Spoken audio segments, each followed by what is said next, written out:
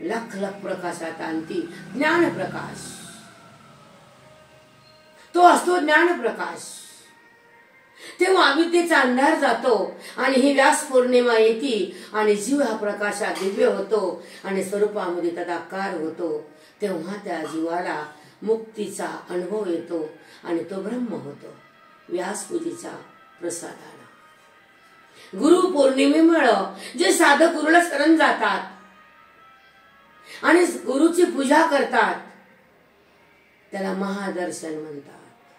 महाद्वारामध्ये जो काला असतो तो पौर्णिमेचा आज पंढरपुरात असतो. जीवाशिवाचा ऐक्य म्हणजे काला. महाद्वार म्हणजे हृदयामध्ये महावाक्याचं घेतलेलं हृदयानं आकर्षित केलेलं ज्ञान. ज्या अंतःकरणाला महावाक्याचं ज्ञान टिपता येतं त्या हृदयात ते ज्ञान थांबतं. ते हृदय महाद्वारे आणि महावाक्य तिथं काला आहे. महावाक्याचा बोधाचा काला करणारे गुरु येतं आणि महाद्वारामध्ये महावाक्याचं ज्ञान आज देणारे आणि जीवाशिवाचा काला होणारे आणि स्वरूपाचं दर्शन त्या बुद्धीला घडणारे आणि हा पांडुरंग परमात्मा त्या जीवाशी एकरूप होणारे त्याला म्हणायचं महाद्वारचा पौर्णिमेचा गुरुपशी असलेला काला. कशाला पंढरपूरला जायचं, इथंच बास झाला का. महाद्वारातला काला आणि तो काला घेऊन वारकरी घरी येतात. तो काला म्हणजे दही भाताचा.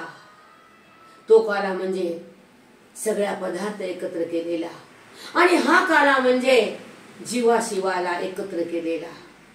महाद्वार म्हणजे महावाक्याचं बोधामध्ये बुद्धीनं प्रवेश करणं. बुद्धी महावाक्याच्या बोधाच्या प्रकाशात येणं म्हणजे महाद्वारात आली आणि परमेश्वराला आलिंगन दिलं. ब्रह्मस्वरूपात विलीन झाली. महाद्वारात बुद्धी केली आणि